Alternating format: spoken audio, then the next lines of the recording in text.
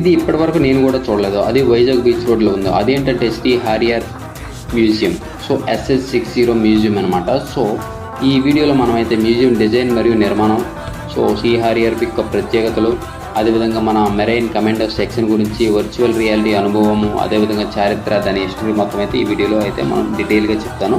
అదేవిధంగా మన ఛానల్ అయితే సబ్స్క్రైబ్ చేయకపోతే వెంటనే సబ్స్క్రైబ్ చేయండి. అదేవిధంగా మీ ఫ్రెండ్స్కి షేర్ చేసి కామెంట్ కూడా చేయమని చెప్పండి. సో ముందుగా వెళ్ళే ముందు మీ అందరికీ నమస్కారం. సో ఈ మ్యూజియం యొక్క డిజైన్ గురించి అయితే మనం ఫస్ట్ అయితే తెలుసుకుందాం. సో ఈ మ్యూజియం యొక్క డిజైన్ అనేది, సో ఈ మ్యూజియం కేవలం ఒక హాల్ లాగా కాకుండా చూడగానే ఆకట్టుకునేలా రాజీవ్ స్మృతి భవన్లో ఏర్పాటు చేశారనమాట. సో ఈ మ్యూజియం ప్రధాన ఆకర్షణ అయిన శ్రీ హారియర్ విమానం గాలిలో వేలాడుతున్నట్లుగా, అంటే ఇప్పుడు గాలిలో ఇది స్ట్రైట్గా వెళ్ళిపోద్ది అనమాట. సో స్ట్రైట్గా టేక్ ఆఫ్ అయిపోయే ఆ రేంజ్ ఉందన్నమాట దీనికైతే.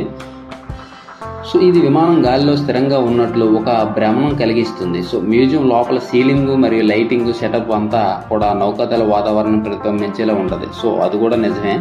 సో మొత్తం అయితే చూసారా, సీలింగ్ ఫ్లైట్ ఎలగెట్టడం ఎంత కొంచెం ఏదో దీనిలో వెళ్ళినట్టయితే ఫీల్ అయితే వస్తుంది.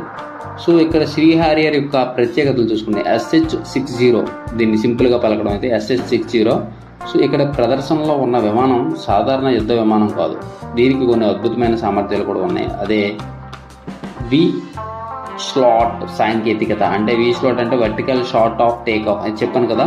సో వర్టికల్గా అంటే స్ట్రైట్గా లేచి టేక్ ఆఫ్ అయిపోద్ది అనమాట. అంటే రన్వే పైన అవసరం లేకుండా ఇలా ముందుకెళ్ళి స్పీడ్గా వెళ్తే చూసారా, అలా ఏంటి అవసరం లేకుండా డైరెక్ట్గా అక్కడ ఉన్న ప్లేస్ నుంచి స్ట్రైట్గా లెగిసిపోద్ది. అలాంటి ప్రత్యేకతలు అయితే దీనికి ఉన్నాయి. సో ఇది ఎక్కడెక్కడ సేవలు అందించిందంటే INS విక్రాంత్, మీ అందరికీ తెలిసిందే. INS విరాట్, ఈ యుద్ధ నౌకల పైన నుండి ఇవి పనిచేసిందనమాట. సో ఇంజిన్ ప్రదర్శన చూసుకుంటే మనం మ్యూజియంలో ఈ విమానానికి సంబంధించిన భారీ ఇంజిన్ విడివిడి భాగాలు ప్రదర్శనకు ఉంటాయి. సో మీరు చూసుకుంటే ఈ భాగాలన్నీ ఆ ఇంజిన్ ప్రదర్శనవి, ఫైటర్ జెట్, అదేవిధంగా లోపల ఇంకేమో ఉన్నాయి, మొత్తం పాటలు అయితే ఇందులో విడివిడిగా పెట్టారు. సో మీరు తెలుసుకోవాలనుకుంటే తెలుసుకోవచ్చు. నాకైతే అంత క్లియర్గా అయితే తెలియదు. మీరు చదవాలనుకుంటే అక్కడ రాసి పెడతారనమాట, ఏ పార్ట్ ఎలా పనిచేస్తుంది అనేది మొత్తం అయితే ఉంటుంది. సో మెరైన్ కమాండో సెక్షన్ చూసుకుంటే మ్యూజియంలో కేవలం విమానం మాత్రమే కాకుండా భారత నౌకాదళానికి చెందిన elite force, macros, marine commandos గురించి కూడా ప్రత్యేక సమాచారం కూడా ఉంది. సో మ్యాక్రోస్ అంటే మెరైన్ కమాండోస్, మీ అందరికీ తెలిసే ఉంటుంది. సో మనకి నేవీ డే అప్పుడు ఇవన్నీ ప్రదర్శన చేస్తారు కదా, అప్పుడు మీకు అందరూ చూస్తూ ఉంటారు. సో వారు వాడే ఆయుధాలు, స్కూబా డైవింగ్ మీ అందరికీ తెలిసిందే. గోవా వెళ్ళారా? వైజాగ్లో అంటే లేదు కానీ గోవాలో ఉంటుంది. నేను థాయిలాండ్లో కూడా చేశాను స్కూబా డ్రైవింగ్. సో పరికరాలు, సముద్రము గర్భంలో వారు చేసే సాహసాలు,